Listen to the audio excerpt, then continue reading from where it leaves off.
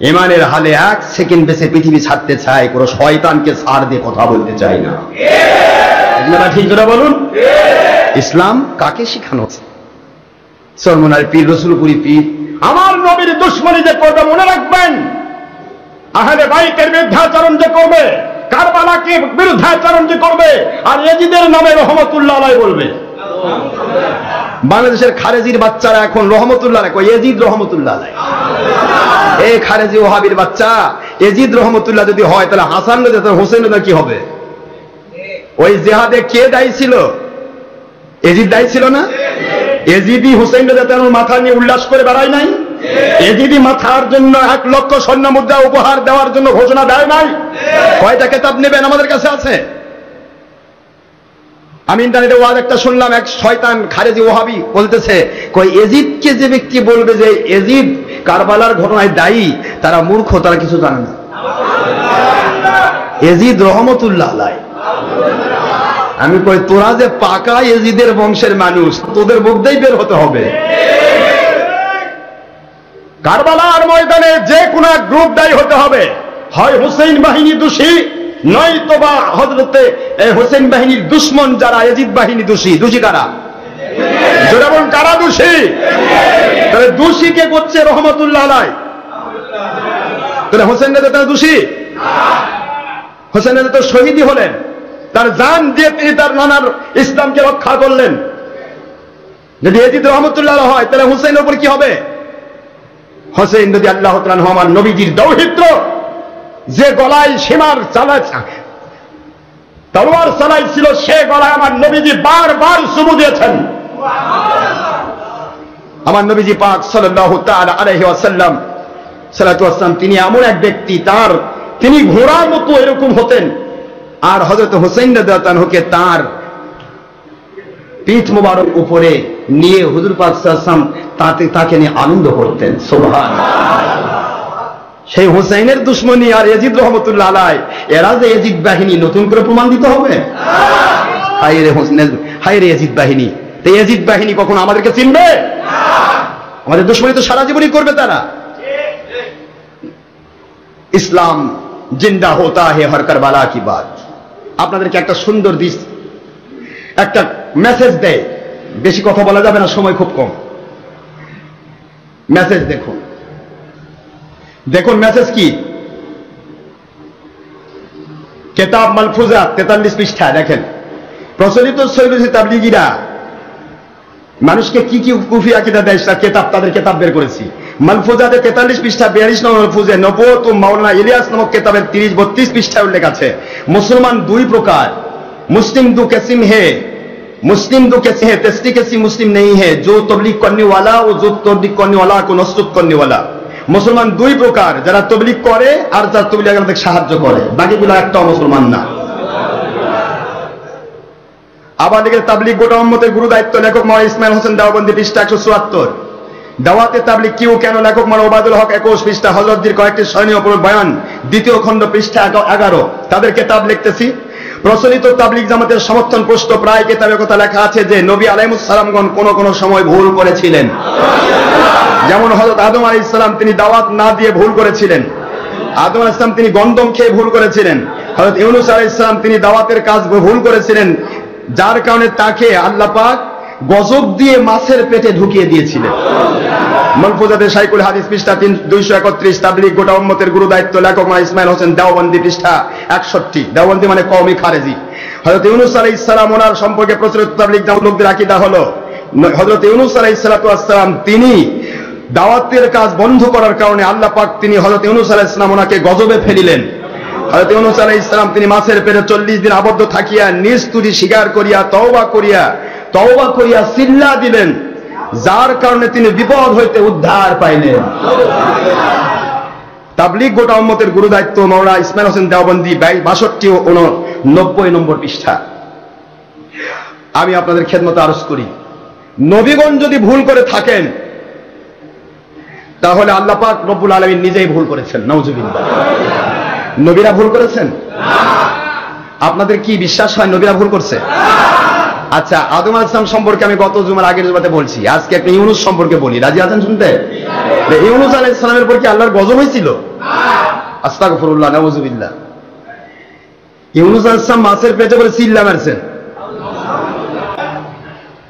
দেখেন, মানুষ যখন দলের স্বার্থে নেশাগ্রস্ত পাগল হয়ে যায় আর মূর্খ কোরআন হাদিস যখন না বোঝে, তখন সে দলের সাথে যা ইচ্ছা তাই বলে।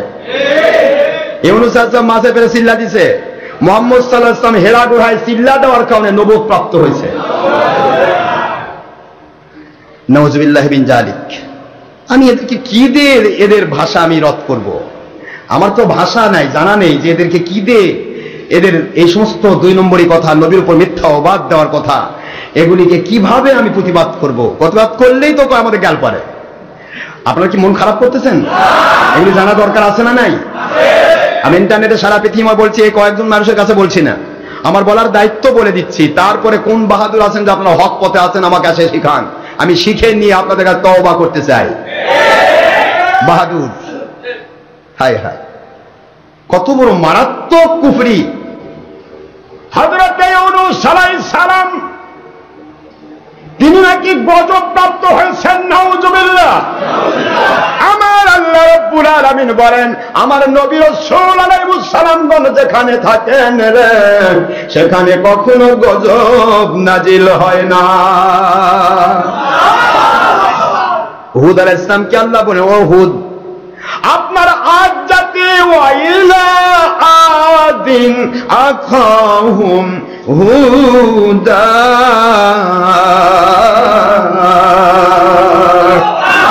আমি আদ জাতি, এত বড় আদ জাতি যাদের ইরামাদাতিল ইমাদ, যাদের এত বড় বড় অট্টালিকা ছিল, পাহাড় পাহাড় সমতুল্য অট্টালিকা তারা তৈরি করত, সেই আদ জাতির মধ্যে একজন ছিল মিস্টার সাদ্দাদ। নাম কি? সাদ্দাদের গল্প আমি পরে বলবো, এখন সময় নেই। এই আদ জাতিকে আল্লাহ রাব্বুল বললেন, আমার হুদ আলাইহিস সালাম আদ জাতি এত বড় বাহাদুরি করতেছে, ওদের লম্বা দিকের, ওদের যে প্রস্থ আর প্রস্থ যেরকম মোটা, আবার এদিকে দৈর্ঘ্যের দিক থেকে তারা এত বড় পাহাড়ের সমান। কিসের সমান? পাহাড়ের সমান। এই পাহাড়ের সমান মানুষগুলো এত টাইমে একটা উট চিবিয়ে খেতে পারত। এমন বড় বড় পাহাড় সম মানুষগুলোকেও আমি আল্লাহ রাব্বুল আলামিন ছাড়ি নাই, বেশি বড় পাওয়ার দরকার হয় নাই। আয় আমার হুদ আলাইহিস সালাম, যেখানে আপনাকে ওরা মানে না, আমি আল্লাহ রাব্বুল আলামিনকে মানে না, ওদের কাছে যখন আপনি পেশ করলেন আমার দাওয়াত, আমার কথা, তখন ওরা বলল, আমরা আবার কোন আল্লাহকে মানব? আমাদেরকে পরাস্ত করবে এমন কোন পাওয়ারফুল ব্যক্তি বা খোদা কে আছে? আমরা নিজেই তো একটা উট চিবিয়ে খেতে পারি, আমরা নিজেই তো পাহাড়ের সমান মানুষ, ইচ্ছা করলে পাহাড়ে ঘুষি দিয়ে পাহাড়কে উপরে দিতে পারি। এত পাওয়ারফুল মানুষ আমরা, আমাদেরকে কে আবার পরাস্ত করবে? নাউযুবিল্লাহ। এত বাহাদুরি যখন তারা দেখালো, এমন ধরনের যখন অহংকার করলো, আল্লাহ বলেন, আমার হুদ, আপনি এই এরিয়া ছেড়ে একটু আপনি সরে যান, কারণ যে এলাকায় আমার নবী থাকবে সে এলাকায় আমি গজব নাজিল করতে পারি না। যে এলাকায় নবী থাকে সে এলাকায় গজব নাজিল হয় না। আপনি সরে যান এলাকা থেকে, এই এলাকা থেকে আপনি দূরে সরে যান। আমি এদেরকে দেখাচ্ছি।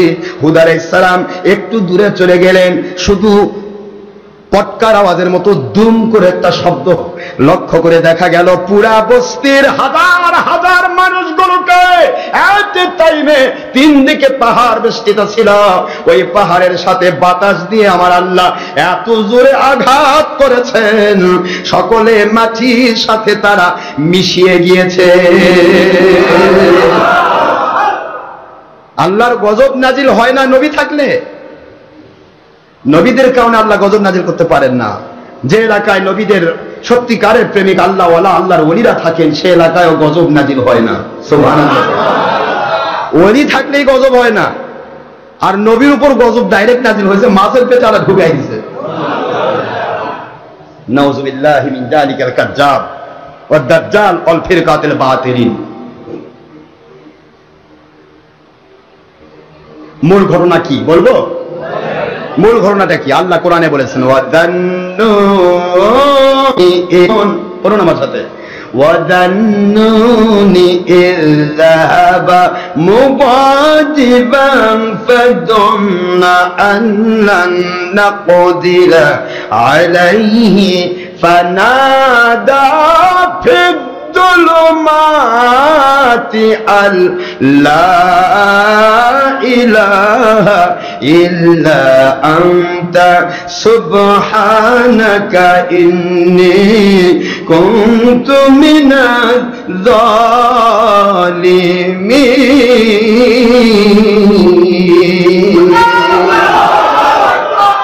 فَاسْتَجَبْنَا لَهُ وَنَجَّيْنَاهُ مِنَ الْغَمِّ وَكَذَلِكَ نُنْجِي الْمُؤْمِنِينَ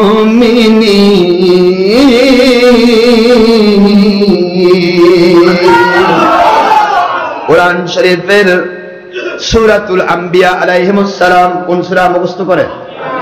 17 নম্বর পারা 21 নম্বর সূরা, মক্কায় অবতীর্ণ সূরা, সূরাতুল আম্বিয়া আলাইহিমুস সালাম, আয়াত শরীফ নম্বর 87 এবং 88, 87 এবং 88 মুখস্থ রাখেন। 87, 88 নম্বর আয়াত, দুইটি আয়াত দিয়া হযরতে ইউনূস আলাইহিস সালাতু ওয়াস সালাম ওনার ঘটনা আল্লাহ তুলে ধরেছেন। এখানে সিল্লার কোনো গল্প নাই। ইউনূস আলাইহিস সালাম মাছের পেটে চিল্লা মারছেন, মাছের পেট থেকে বাড়ি বাড়ি যায় দামড়াচ্ছে নাকি? মাছের পেট থেকে খালি খাইছে আর মাখাইছে? হ্যাঁ, কি কথা করছেন না কেন? কি হলো? নবী পাক সাল্লাল্লাহু আলাইহি ওয়াসাল্লাম হেরা গুহায়, তিনি হেরা গুহায় বসে থেকে ওখান থেকে খালি মসতে মসতে গিয়ে কি মাখাইছে না? হালাল রুজি কামাই করা ফরজ, স্ত্রীর হক আদায় করা ফরজ, সন্তানের হক আদায় করা ফরজ, মা বাবার খেদমত করা ফরজ, সব ফরজ তরক করে মসজিদে মসজিদে থাকা আর মসজিদে মসজিদে স্বপ্নদোষ ঘটানো, এটা নবীর কথা নয়, এটা ইলিয়াসের কথা। আজগবি কি কোথায় লাগাচ্ছেন? কোথায় কি লাগাচ্ছেন? কোনটাকে ইসলাম বানাচ্ছেন? একটু বোঝার চেষ্টা করবেন মুসলমান। যার কারণে সয়সী তাবলিগীরা যখন আমার বিরুদ্ধেও লাগে না, এদের মধ্যে পিটাপিটিও হয় না। দেখেন আল্লাহ পাকের দয়ায় বিভিন্ন জায়গায় মাহফিল বন্ধ করার জন্য আর এক একজন এমপির উপর, কখনো সিএম এর উপর, কখনো মন্ত্রীর উপর, কখনো অমুকের উপর, কখনো এসপি ডিসির উপর ভর করে আমার মাহফিল বন্ধ করার চেষ্টা করতেছে। কি কয়? জীবনে কোনো সামনে আসার সুযোগ নাই, কিন্তু মিথ্যা ছড়ায়, পত্রিকায় দেয়, কয় রক্তক্ষয়ী সংঘর্ষ হবে। আমার মালিক বলেন, তোরা তো রক্তক্ষয়ী সংঘর্ষ আমার আল্লাহ ওয়ালাদের কাছে গিয়ে করতে পারবি না, তোরাই রক্তক্ষয়ী সংঘর্ষ কর আর পিটাপিটি কর। দেখেন কাকরাইলেও মারামারি হয়, মার কাজে ফাটাফাটি, পিটাপিটি। কোনদিন কেউ কল্পনা করতে পারে না সয়সী তাবলীগ জামাতের মধ্যে ভাগ হবে। পৃথিবীর সব মানুষ এক কথায় জানে যে আর সে ভালো আর দল নাই, নিজের খায় পরে বুঝায়, আমুল দেখায় উপরে আর ভিতরে ইমান কাটে দেয়। কি জাতের দল? হ্যাঁ, পৃথিবীর সবাইকে চিনে কিন্তু এদের কি চিনে না। আমার মালিক খলিক রব, তিনি মালিক। আপনারা কষ্ট নিচ্ছেন? বড় আশ্চর্য লাগে, বড় কষ্ট লাগে। এই বগুড়ার সন্তান, এই জয়পুরহাট বগুড়ার সন্তান আমি। ডক্টর আশরাফ সিদ্দিকী উড়ে আসে, জুড়ে বসে নাই। সেই সান্তাহার, বগুড়া, নওগাঁর, জয়পুরহাটের মিলন কেন্দ্র সান্তাহার জংশন। এই সান্তাহার মাহফিল যখন হবে, আমাদের 100 বেশি বাস রেডি হয়েছে, মুরিদের আসবে, মাহফিল হবে।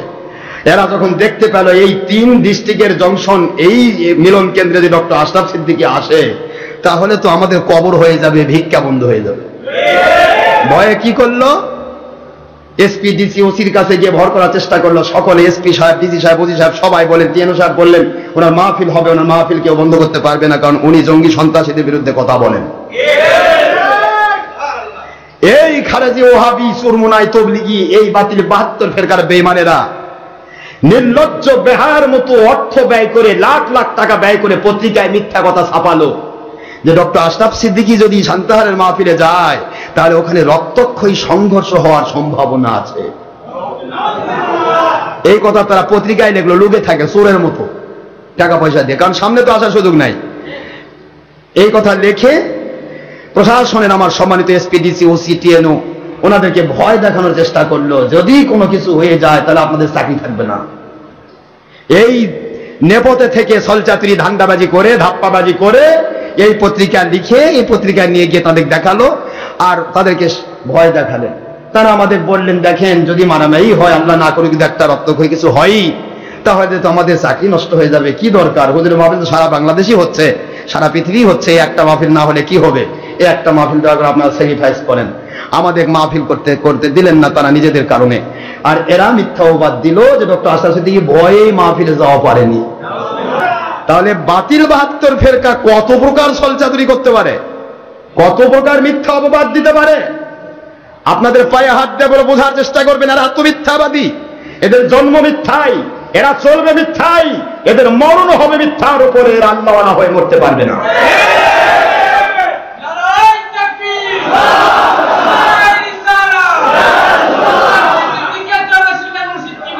মানুষ কত মিথ্যা বলতে পারে, একটা মানুষ কত মিথ্যা বলতে পারে, কি বড় মিথ্যা কথা বলল, মিথ্যার ছলচাতুরি ধাপ্পাবাজি দিয়ে এদের জিন্দেগি। আল্লাহ বললেন, ফাজতানিবু কওলাজ-জুর, হে দুনিয়ার মুমিনেরা মিথ্যা ছেড়ে দাও। আল্লাহর হাবিব বলেন, মিথ্যা হচ্ছে সকল গুনার মা। হুজুর বললেন কোরআনের ভাষায়, আল কাযিবুনা হুমুল মুনাফিকুনা ওয়াল মুনাফিকুনা হুমুল কাযিবুন।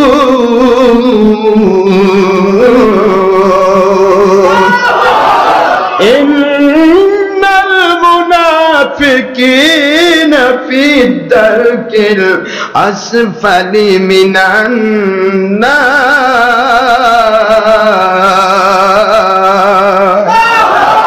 আল্লাহ বললেন মিথ্যাবাদীরা, আল কাযিবুনা হুমুল মুনাফিকুন, মিথ্যাবাদীরাই মুনাফিক। কে বলতেছে? আল্লাহ। মিথ্যাবাদীরাই বলেন মুনাফিক, ওয়াল মুনাফিকুনা হুমুল কাযিবুন, আর মিথ্যাবাদীরা মুনাফিক, মুনাফিকরা হলো মিথ্যাবাদী। আবার আল্লাহ বললেন মুনাফিক তাদের স্থান কোথায়? ইন্নাল মুনাফিকিনা ফি দারকিল আসফালি মিনান নার। মুনাফিককে কাফের বলে ছোট করো না, মুনাফিকের স্থান আল্লাহ বলেন ওরা কাফিরের চাইতেও নিম্নে থাকবে, ওরা কাফিরের চাইতে নিকৃষ্ট, কাফিররা উপরের জাহান্নামে থাকবে। কাফেরদের যাবতীয় রক্ত পুঁজ গলিত ওই সমস্ত পুরা অংশগুলি পড়ে পড়ে পুড়ে পুড়ে রক্ত পুঁজগুলো যে নিম্নের জাহান্নামে পৌঁছবে, ওই কাফেরদের নিকৃষ্টতম নিম্নস্তর জাহান্নামে। আল্লাহ বলেন মুনাফিকদেরকে আমি আল্লাহ মেহমানদারি করব। নাউজুবিল্লাহ বলুন। তাহলে এদের স্থান কোথায় গেল? ও আমার সোনার বাইরা, চিল্লা শব্দ কোরআন হাদিসের কোথাও নাই। এরা মানুষকে কত ছলচাতুরি ধান্দাবাজি দিল, ধোঁকাবাজি দিল। এরা বলতেছে চারিদিকে যা দেখি সবকিছুই মাখলুকাত, মাখলুক কিছুই করিতে পারে না আল্লাহর হুকুম ছাড়া, আল্লাহ সবকিছু করতে পারে সবকিছু ছাড়া। নাউজুবিল্লাহ। এখানে প্রমাণ করলো মাখলুক কিছুই করিতে পারে না আল্লাহর হুকুম ছাড়া। তার মানে একটা মাখলুক, শয়তান হচ্ছে একটা মাখলুক, শয়তান শয়তানি করে আল্লাহর হুকুমে। নাউজুবিল্লাহ। চোরে চুরি করে আল্লাহর হুকুমে, ডাকাত ডাকাতি করে আল্লাহর হুকুমে, জেনাকার জেনা করে আল্লাহর হুকুমে। নাউজুবিল্লাহ। এই কথা বলার অর্থই হলো মাখলুক কিছুই করিতে পারে না আল্লাহর হুকুম ছাড়া। মানে অপরাধ জগতে যত কাজ আছে সবই আল্লাহ করায়। নাউজুবিল্লাহ জোরে বলুন। এই কথাগুলি প্রথম সবক দিয়া মানুষকে ধোঁকা দিয়ে বেঈমান বানানো হচ্ছে, আর মানুষকে বলা হচ্ছে আমরা নামাজি, আমরা রোজাদার। ও আমার মুসলমান, নামাজ রোজা হজ যাকাত তখনই কবুল হবে যখন তার ঈমান থাকবে। ঈমান যদি কেটে দেওয়া হয়, নামাজ রোজা হজ যাকাত এমনকি স্ত্রী পর্যন্ত থাকবে না। এরা ঈমান কেটে দিচ্ছে মানুষকে ধর্মের নামে। তাও আবার মসজিদের ভিতর গিয়ে কত বড় জাদ্দুল মিথ্যা কথা, ইউনূস আলাইহিস সালাম ওনার উপরে গজব পড়েছে, গজবের মধ্যে পড়ে তিনি চিল্লা দিলেন, তিনি মাছের পেটের মধ্যে 40 দিন চিল্লা দিলেন, এই জন্য তিনি আল্লাহর গজব থেকে বেঁচে গেলেন। নাউযুবিল্লাহ। আমি আপনাদের পায়ে হাত দিয়ে বলবো, নবীদের উপর যদি একটা মিথ্যে কথা কেউ বলে, সঙ্গে সঙ্গে সেই ব্যক্তি কাফির হয়ে যায়। কি হয়ে যায়? কারণ নবীরা ওহীর দ্বারা নিয়ন্ত্রিত। আমার আল্লাহ বলেন, O believers of the believers of this world, O Muslims of this world, it's my open challenge that speaking of Rasul Muhammad Rasulullah sallallahu alaihi wasallam as well as Allah speaking of Allah, it's maybe he but that means Quran Sharif, or it's maybe he that means Hadith Sharif, it's speaking of Allah Pak man, speaking he is an exceptional fast man and highest delegate from Allah without all master in this world, and he is an exceptional and ideal master of all God sent from Federation to the judgment, no doubt. It's speaking from Allah Pak man, speaking he is an exceptional fast man and highest delegate from Allah without all master in this world, and he is an exceptional and ideal master of all God sent and all God sent from Federation to the judgment, no doubt. It's speaking of Allah Pak. Ayat Sharif number 3 and 4 and 5 in Surah An-Najm at the part of 27. Surah number 53 in Quran Sharif Makkiyah. My Allah speaking, wa ma yantiqu anil hawa in huwa illa wahyun yuha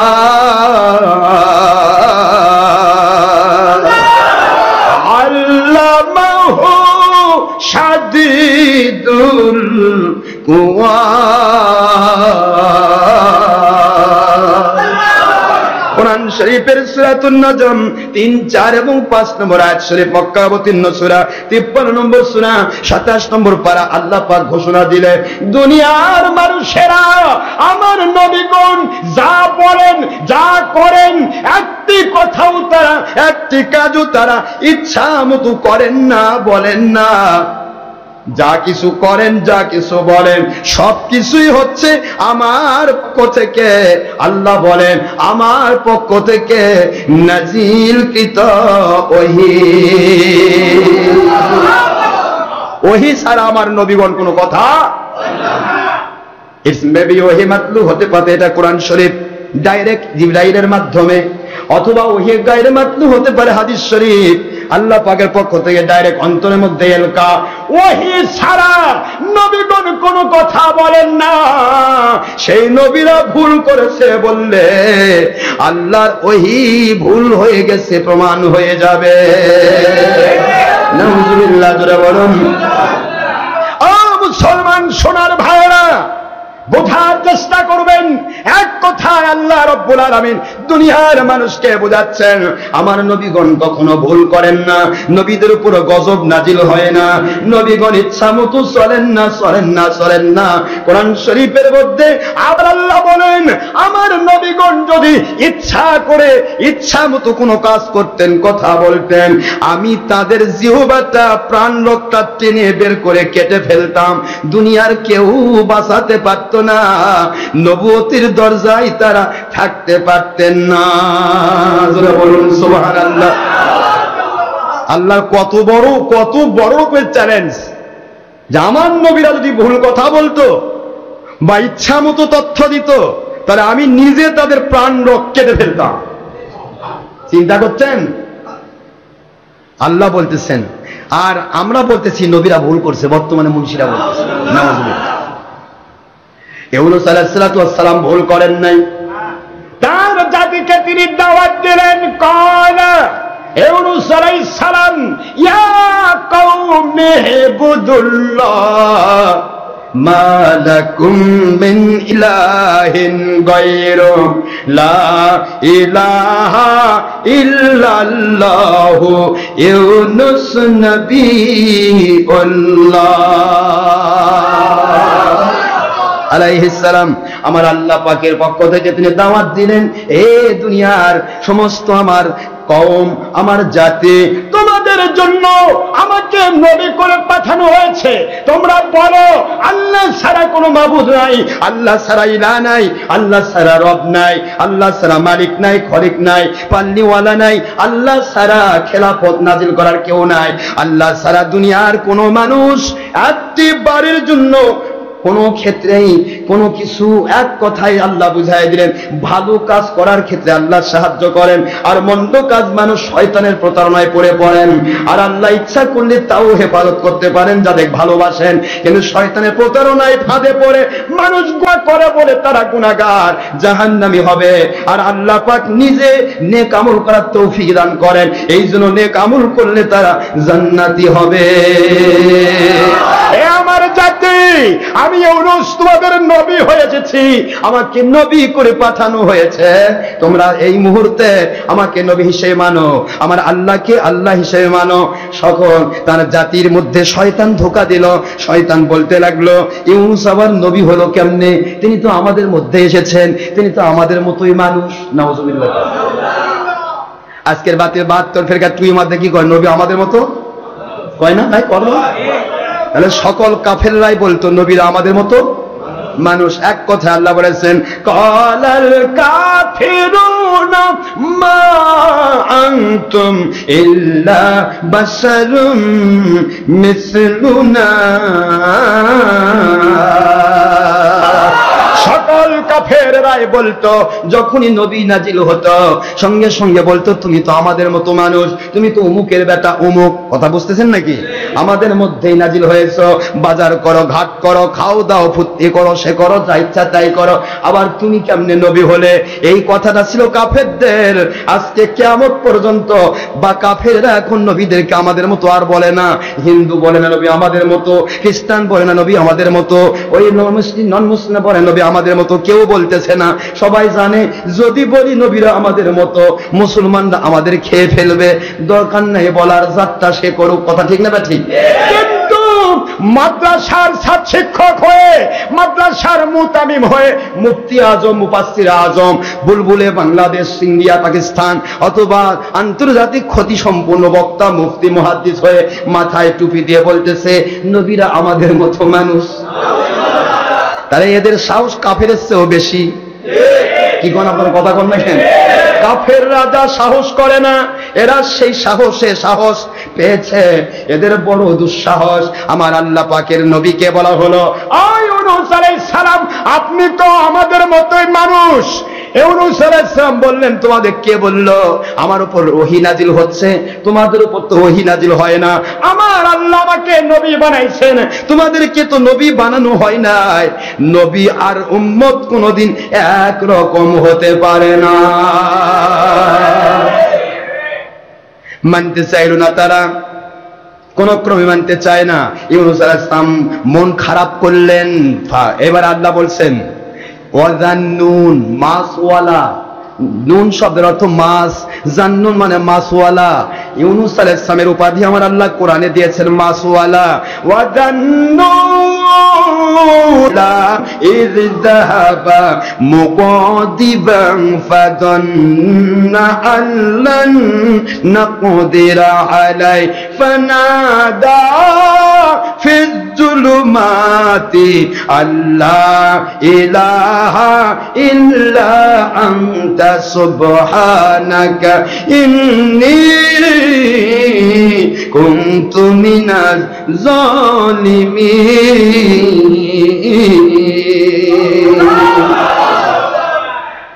সূরাতুল ইউনূস আলাইহিস সালামের অনেক ঘটনা আসছে, তার মধ্যে এটা একটা ঘটনা।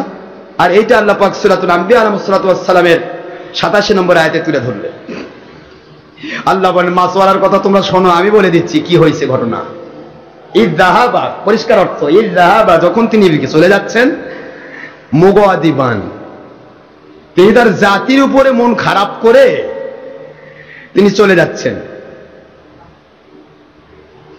আল্লাহ বললেন ফাযান্না, তিনি ধারণা করলেন, আল্লাহ নাকদিরা আলাই, এই জাতি বোধহয় আর ফিরবে না।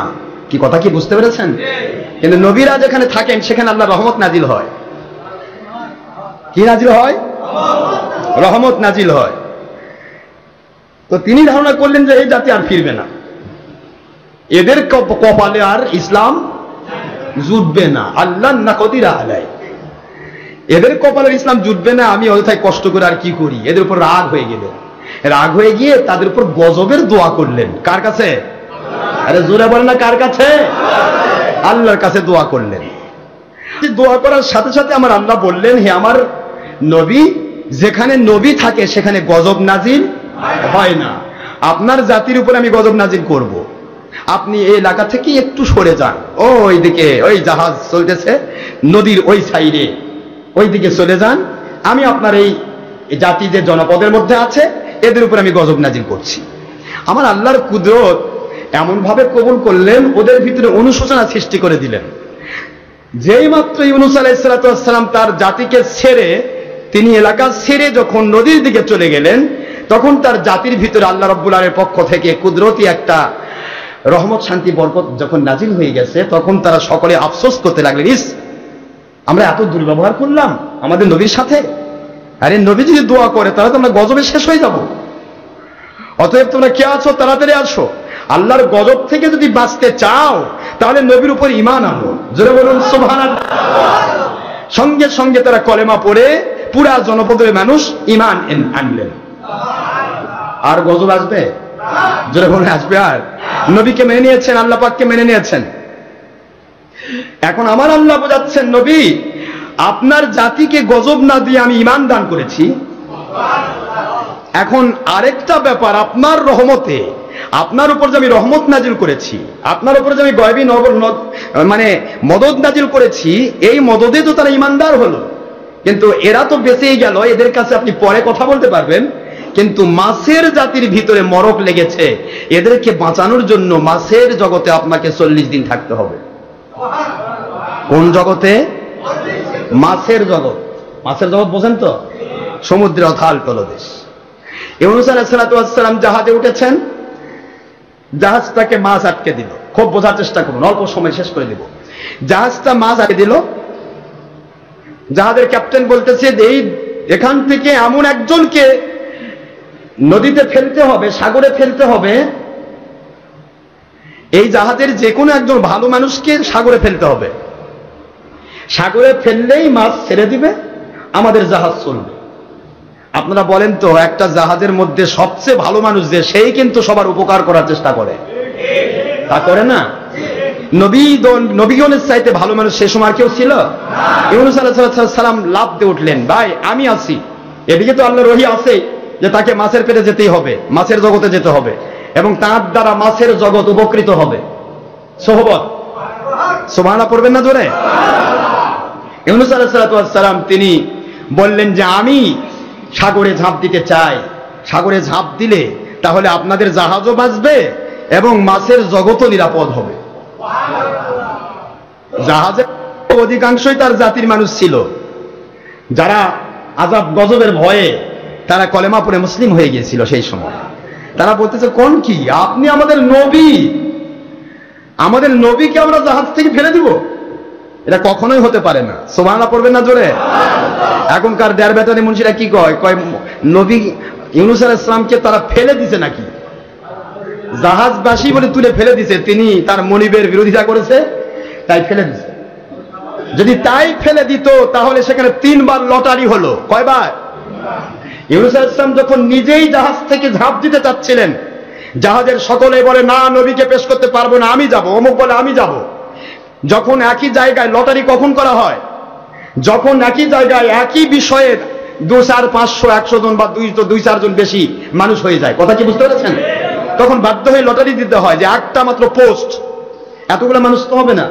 তখন বাধ্য হয়ে তারা বলেন, ঠিক আছে, সবাই যখন পড়তে যাচ্ছে, ঝাঁপ দিতে যাচ্ছে, তাহলে এক কাজ করা হোক, আমরা কলম ফেলি, যার যারা কলম ফেলি, যেই কলমটা ফার্স্ট হবে সেইটাই জাহাজ থেকে তাকে নামে দেওয়ার ব্যবস্থা করা হবে। বারে বারে 3 বারই ইউনূস আলাইহিস সালামেরটা আল্লাহ পাক কবুল করে নিলেন। করলেন কবুল আল্লাহ, আর এরা বলতেছে আল্লাহ গজব দিয়ে মাছে বেড়ে ঢুকাছে। জাহাজের মানুষেরা নাকি পাক মেরে ফেলে দিছে তাকে। আমার সোনার ভাই মুসলমান, বোঝার চেষ্টা করুন, জুমার দিনে মন খারাপ করবেন না, সময় একটু বেশি যাচ্ছে। এই সময়টা কারো নয়, কার? আল্লাহর দেওয়ার সময়। আল্লাহর জন্য যদি 1 ঘন্টা আমি কাটিয়ে দিতে পারি, এটা হয়ে যাবে 10 থেকে 700 ঘন্টার সমান। অসুবিধা হচ্ছে নাকি আপনাদের? আর জোহর আর জুমার নামাজের অর্থ আমি বারবার আপনাদের বলেছি সহিহ হাদিসের ভাষায়, জোহর আর জুমা নামাজের অর্থ আসরের আজান না হওয়া পর্যন্ত থাকে। আসরের আজান পর্যন্ত জোহর জুমার অর্থ থাকে, আর এর মাঝখানের টাইমটা হলো উত্তম অক্ত। আমরা মাঝখানে 3টার ভিতরে ইনশাআল্লাহ নামাজ আদায় করবো, অসুবিধা আছে? কিন্তু আসরে নামাজের সময় আমরা যাব না, আখের অক্তে পড়বো না, আওসাতেই পড়বো ইনশাআল্লাহ। আওসাত অক্ত নামাজ পড়ি, উত্তম অক্ত। খয়রুল উমুরি আওসাতুহা, হুজুর বলেছেন উত্তম পন্থাই হচ্ছে মধ্যম পন্থা। জোরে বলুন সুবহানাল্লাহ। তো যাই হোক, আমি এখনই শেষ করবো। ইউনূস আলাইহিস সালাম ওনার কলমটাই কবুল হয়ে গেল, তারটাই উজান দিকে যাচ্ছে। সুবহানাল্লাহ পড়বেন না? কোন লটারি সিস্টেম ছিল, কলম ফেলে দেওয়া। ওই হযরত মরিয়ম আলাইহিস সালামকে যখন কবুল করা হচ্ছিল তখনও কলম ফেলা হয়েছে। উজানের দিকে যাত্রা যাবে, সেটা কবুল। জাকারিয়া আলাইহিস সালামের কলম গিয়েছিল বলে মরিয়মের তিনি তাকফিরের দায়িত্ব পেয়েছিলেন, লালন পালনের দায়িত্ব পেয়েছিলেন। সুবহানাল্লাহ। অনুরূপ ভাবে ইউনূস আলাইহিস সালাম সহ অসংখ্য মানুষ যখন কলম ফেললো, সবাই ঝাঁপ দিতে চান নদীতে, সাগরে, কিন্তু কোনোটাই কবুল হলো না। আমার মালিক রব্বুল আলামিন ইউফ্রেটিস নদীতে হযরত ইউনূস আলাইহিস সালামের কলমটাই 3 বার কবুল করলেন।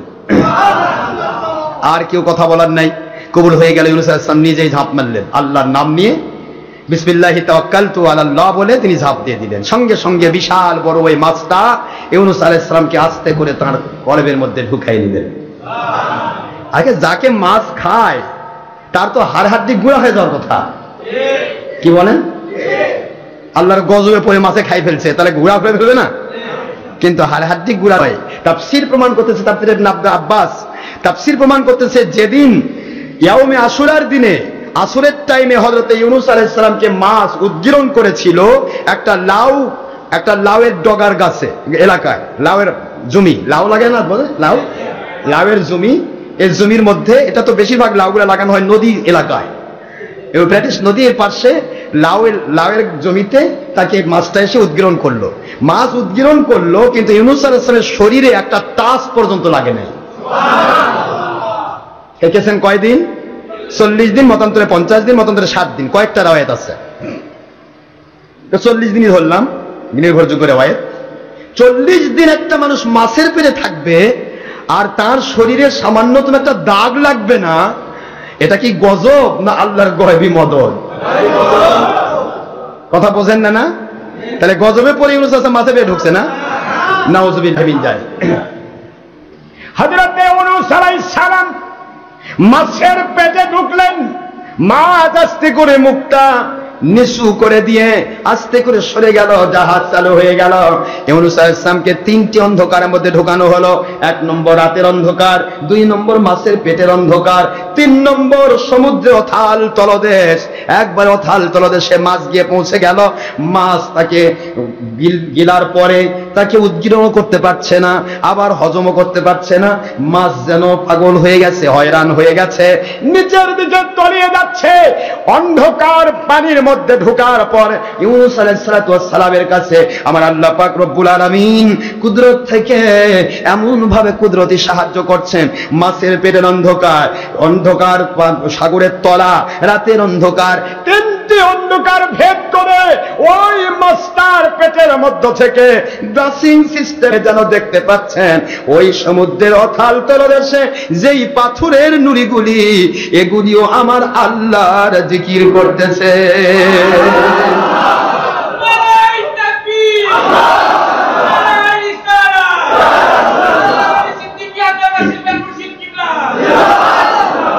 কি করতেছে? পাথরগুলিও জিকির করে। ইউনূস আলাইহিস সালাম এবার ডাক ছাড়লেন। আল্লাহ বলছেন ফানাদা, তিনি ডাক দিলেন আমাকে। ফানাদা ফিজ্জুলুমাত, ফিজ্জুলুম হতে একটি অন্ধকার হতো, ফিজ্জুলুমাত বহু বচন। মাছের পেটের অন্ধকার, রাতের অন্ধকার এবং অথাল তলদেশ, সমুদ্রে অথাল তলদেশের অন্ধকার, তিনটি অন্ধকারের ভিতর থেকে ডাক ছাড়লেন ইউনূস আলাইহিস সালাম, আল্লাহ ইলাহা ইল্লা আনতা, বলুন লা ইলাহা ইল্লা আনতা সুবহানাকা ইন্নী কুনতু মিনাজ জালিমিন।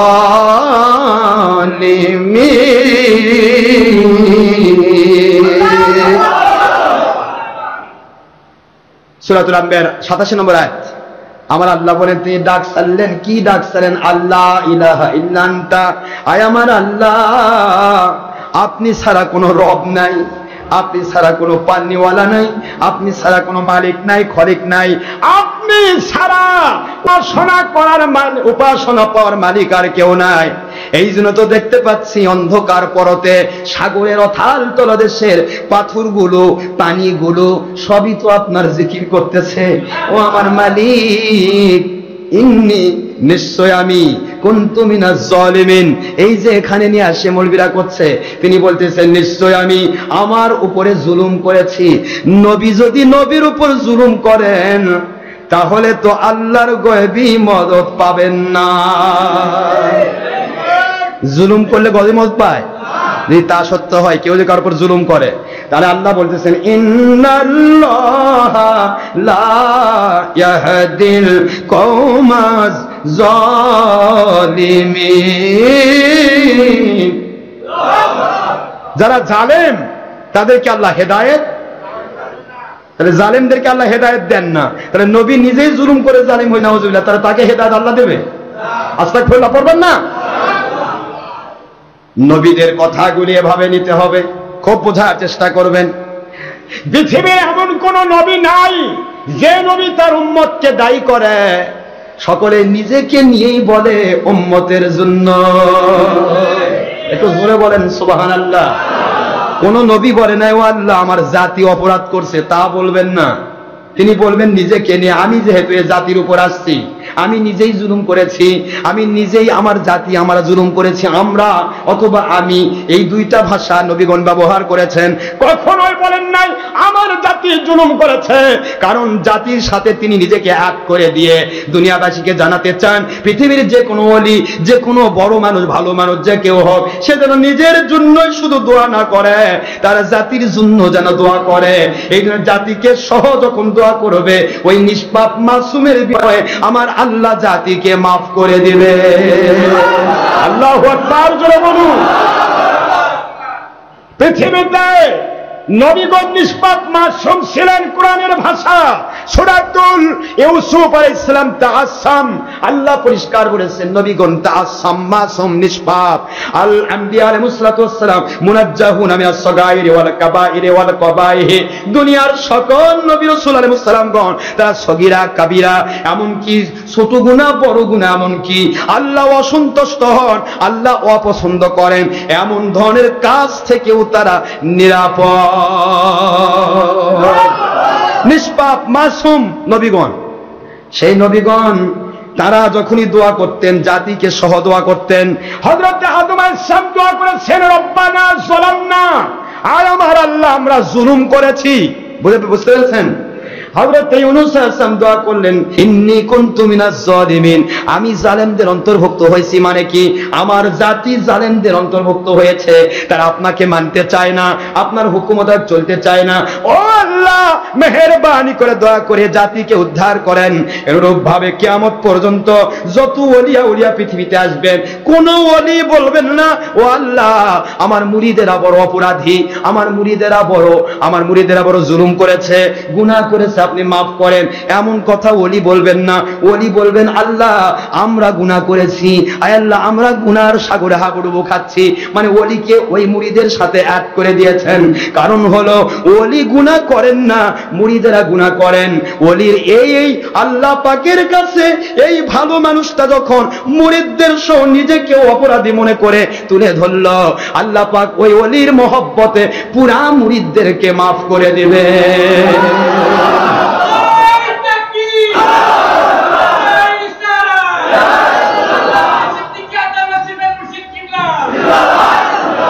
এই জন্যই আপনারা বুঝতে পারেন না, অনেক ওলিরা পীর সাহেবরা, বিশেষ করে আমি গুনাহগার খাকসান নালায়েক, আমি এসে আমার আল্লাহর কাছে দোয়া করি, আল্লাহ আমাদের সে বড় গুনাহগার আর কেউ নাই, আসমান নিচে জমির উপরে আপনি আমার সে বড় গুনাহগার, আমাদের সে বড় গুনাহগার আর কাউকে পাবেন না।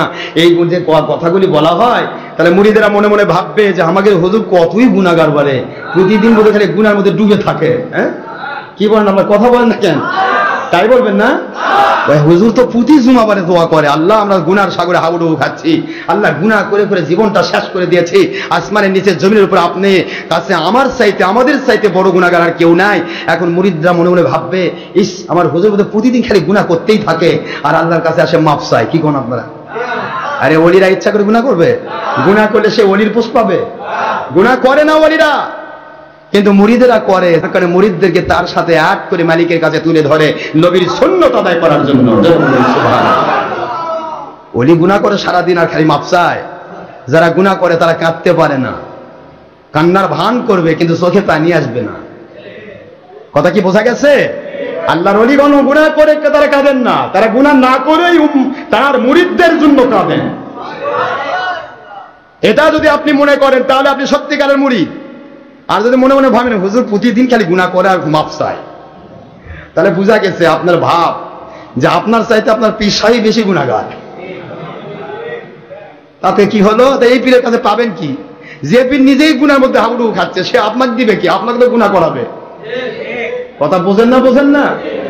নবীদের ব্যাপারটা ঠিক এইটা, ইন্নী কুনতু মিনাজ জালিমিন, আয় আল্লাহ আমি জালেমদের অন্তর্ভুক্ত হয়েছি, মানে আমার উম্মত জালেমদের অন্তর্ভুক্ত হয়েছে, আমি নিষ্পাপ মাসুম নবীর ওসিলায় আমার উম্মত মাফ করে দেন।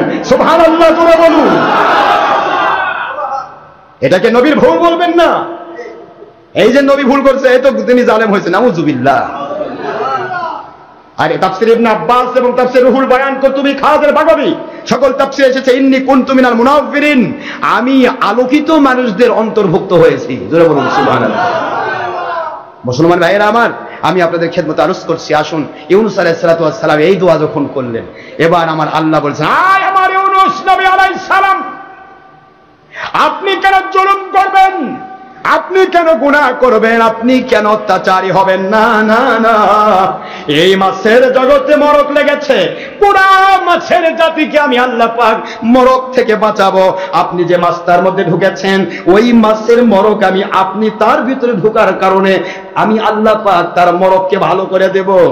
এই মাছটাকে যেই মাছ শুকবে, সেই মাছটাকেও আমি মরক থেকে বাঁচায় দেব। ওই মাছটাকে যে শুকবে, এই শুকতে শুকতে গোটা সমুদ্রবাসী সকল মাছ, সকল জাতিগুলি, মৎস্য জাতিগুলো, এদের যে মরক লেগেছিল, পচন লেগেছিল, মাছের পচানি ধরে না? এখন পচানি ধরলে ঔষধ মারেন, ইউনূস আলাইহিস সময় তো ঔষধ ছিল না, কি মারবে? আমার মালিক বললেন মাছের পচন আমি আল্লাহ ভালো করব, আমার ইউনূসের সোহবতে সেই মাছটি পচন থেকে ভালো হয়ে যাবে, ওই মাছটিকে যে শুকবে তার পচন ভালো করে দিব।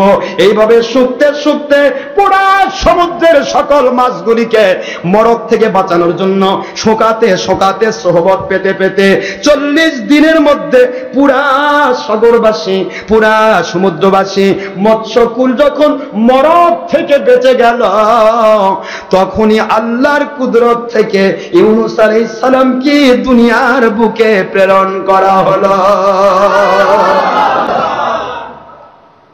এটা চিল্লাম আছে না? হায় হায়, 40 দিন লেগেছে গোটা জগতের মাছ মৎস্যকুলের মরক কমপ্লিট করতে, পচন ক্রিয়া বন্ধ করতে। এইটার নাম সোহবত। এটার নাম কি? কোন হক্কানি ওলির কাছে কেউ গেলে সে ব্যক্তি রহমত পায়, ওই ব্যক্তির কাছে গেলে আরেক ব্যক্তি রহমত পায়। এইভাবে করে একজন এক একজন আল্লাহওয়ালা হক্কানি ওলিদের কাছে যায়, আর তাদের দ্বারা ওই এলাকার হাজার হাজার অন্ধকার জগতের মানুষ আলোর চোখে দেখে, আলোর মুখ দেখে। আপনি আমাদের থেকে শুনে যাবেন, আপনি এখান থেকে একটা মেমোরি নিয়ে যাবেন, অথবা আমাদের doctor Ashraf Siddiqui online radio, অথবা সিদ্দিকিয়া, অথবা আপনি সুন্নি ওয়াজ বগুড়া, অথবা ডক্টর আশরাফ সিদ্দিকী জঙ্গি সন্ত্রাস বিরোধী ওয়াজ বগুড়া, যে কোনো একটা চ্যানেল থেকে ওয়াজ সার্চ করে নেবেন, ওই ওয়াজটা আপনার এলাকার মানুষের মধ্যে মোবাইলে পাস করে দিবেন। আপনি এখান থেকে রহমত পেলেন, আর ওই এলাকার হাজার হাজার মানুষের ভিতরে রহমত গায়ে দিতে পারতেছেন। এটাই হলো সোহবত। এর নাম কি? কুনু মা'আস সাদিকিন। আল্লাহ পাক বুঝিয়ে দিলেন, হে আমার ইউনূস আলাইহিস সালাম, আপনার সোহবতে মৎস্যকুলকে আমি আল্লাহ পাক কমপ্লিটলি মরক মুক্ত করলাম। এখন আমি দুনিয়াতে পেশ করলাম, আসরের নামাজ আদায় করলেন। ওই আসরের নামাজটাই আমাদের জন্য আসর নামাজ হিসেবে গণ্য হয়েছে। সুবহানাল্লাহ পড়বেন না জোরে? সেই আসর নামাজ 4 রাকাত পড়লেন। এই আসর নামাজ পড়ে নিয়ে ইউনূস আলাইহিস সালাম তার জাতির দিকে চলে গেলেন। দেখা গেল তার জাতিও আল্লাহওয়ালা হয়ে গেছে, তাকে মেনে নিয়েছে, মুসলমান হয়েছে। মহান আল্লাহ বলেন, তা আপনার জাতিকেও আমি হেদায়েত করলাম, মাছের জাতিকেও আপনার সোহবতে মরক মুক্ত করলাম। এটাই হলো নবীদের মধ্য দিয়ে গোটা জগৎবাসীকে আমি আল্লাহ পাক রহমত দান করি, আলো দান করি। জোরে বলুন সুবহানাল্লাহ। সুতরাং আমার আল্লাহ পাক এখানে ঘোষণা দিচ্ছেন, এই কথাই শেষ কথা। এবার আল্লাহ বলছেন, ফাস্তাজাবনা লাহু ওয়া নাজ্জাইনাহু মিনাল গাম ওয়া কাযালিকা নুনজিল মুমিনিন।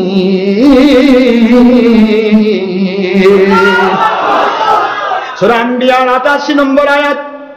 আল্লাহ রাব্বুল আলামিন এবার বলতেছেন, আমার নবী ইউনূস আলাইহিস সালাম আপনি কিসের জুলুম করবেন? ফাস্তাজাবনা লাহু, আমি তার ডাকে সাড়া দিলাম। মাছের পেট থেকে দুনিয়ার ভিতরে 40 দিন পরে উঠায় দিলাম। গোটা মাছের জাতিকে হেফাজত করলাম, তার জাতিকে হেদায়েত দান করলাম। আমার ইউনূস নবী আলাইহিস সালাতু ওয়াস সালামের চিন্তা দূর করে দিলাম। তিনি যে বলেছেন আমি জুলুম করেছি, আসলে তিনি জুলুম করেন নাই, তিনি আল্লাহওয়ালা নবী। সেই কথাটা তার মনের মধ্যে ঢুকায় দিয়া তার ভিতরের চিন্তা ভাবনা, তার বিপদ আপদ মুসিবতের চিন্তা ভাবনা অন্তর থেকে দূর করে দিলাম। ফাস্তাজাবনা লাহু ওয়া নাজ্জাইনাহু মিনাল গাম, ওই 3টি অন্ধকারের পেট থেকে আমি আল্লাহ কুদরত থেকে, তার মাছের পেট থেকে দুনিয়ার মধ্যে আমি ওর মধ্যে নিয়ে আসলাম। আল্লাহ বলেন, কিয়ামত পর্যন্ত শিক্ষা দেওয়ার জন্য আমার নবী রাসূলগণ যেভাবে তোমাদেরকে শিক্ষা দিয়েছেন, তারা যেরকম সাহায্য পেয়েছেন, 40 দিন পর্যন্ত মাছের পেটে থেকেও তিনি দুনিয়াতে এসে কমপ্লিট সুস্থ অবস্থায় দুনিয়াতে আসলেন, মানুষের খেদমত করলেন। এই যে আমি শিক্ষা দিলাম, দুনিয়ার কোন মুমিন মুসলমান মুত্তাকি নবী রাসূল আলাইহিস সালাম ওনাদের দিকে তাকিয়ে, ওনাদের আদর্শের দিকে তাকিয়ে তারাও যদি কোনো বিপদে পড়ে যায়, তারাও যদি মুসিবতে পড়ে, 3টি অন্ধকার কেন, 1000 অন্ধকারের মধ্যে যদি ঢোকে, ওই মুহূর্তে তারা যদি আমার দিকে মুতাওয়াজ্জহ হয়ে যায়, আমাকে যদি ডাক ছাড়ে, আল্লাহ বলেন আমার নবী ইউনূস আলাইহিস সালাম গোটা জগৎবাসীকে বিপদের দোয়া শিক্ষা দিলেন। ওনার মুখ দিয়ে আমি দোয়াটা বের করে দিলাম। আর দুনিয়াবাসীর বিপদ থেকে বাঁচানোর একটা ঔষধ, একটা অ্যান্টিবায়োটিক, হাই অ্যান্টিবায়োটিক দিয়ে দিলাম। দুনিয়ার যে কোনো মানুষ যে কোনো বিপদে পড়বে লা ইলাহা ইল্লা আনতা সুবহানাকা ইন্নী কুনতু মিনাজ জালিমিন। এই দোয়াটা যখন পড়বে, আমার ইউনূস আলাইহিস সালামের কাছ থেকে শিক্ষা গ্রহণ করে ওই মানুষগুলোকেও ওয়াকাদালিকা, ঠিক যেইভাবে নবীকে আমি সাহায্য করেছি, নবীর মাধ্যমে যেমন রহমত ছড়িয়েছি, নবীর মাধ্যমে যেমন হাজার হাজার মানুষকে হেদায়েত দিয়েছি, নবীর মাধ্যমে যেমন ইউনূস আলাইহিস সালামের মাধ্যমে সোহবতে যেমন লক্ষ কোটি মৎস্যকুলকে পচন ক্রিয়া থেকে আমি হেফাজত করেছি, অনুরূপভাবে কিয়ামত পর্যন্ত কাদালিকা নুনজিল মুমিনিন, মুমিনরা যেখানে বিপদে পড়বে আমার দিকে মুতাওয়াজ্জহ হয়ে এই দোয়া পড়ে আমার দিকে যদি তারা নিজেরা যদি নিজেকে আমার দিকে ইস্তেকামতের সাথে যদি সুদৃঢ়তার সাথে আমার দিকে ন্যস্ত হয়ে যায়, আল্লাহ বলেন আমি তাদেরকে সকল বিপদ আপদ থেকে বাঁচিয়ে ক্ষান্ত হব না। তাদের দ্বারা হাজার হাজার লাখ লাখ মানুষকে আমি হেদায়েত দান করব, তাদের দ্বারা হাজার হাজার লাখ লাখ মানুষকে বিপদ আপদ থেকে উদ্ধার করব। বিপদ আপদ মুসিবত সকল প্রকার রোগ ব্যাধি থেকেও আমি আল্লাহ হেফাজত করার দায়িত্ব নিলাম। ওয়াকাদালিকা নুনজিল মুমিনিন, কাদালিক শব্দের অর্থ অনুরূপ। নবীদেরকে যেভাবে সাহায্য করেছি, এইভাবে কিয়ামত পর্যন্ত নবীদের অনুসারী হক্কানি আলেম, হক্কানি ওলিয়া উলিয়া মুমিনে কামিলদেরকে আমি আল্লাহ সাহায্য করতেই থাকবো। মহান আল্লাহ পাক আমাদেরকে এই যে ঘটনাটা ঘটিয়ে দিলেন, আশুরা মিনাল মুহাররামের দিন, হযরত ইউনূস আলাইহিস সালাম পৃথিবীতে আসার দিন। জোরে বলুন সুবহানাল্লাহ। সেই অন্ধকারের বুক থেকে আসলেন, সেই 3টি অন্ধকার ভেদ করে দুনিয়াতে আসলেন, আসর নামাজ আদায় করলেন।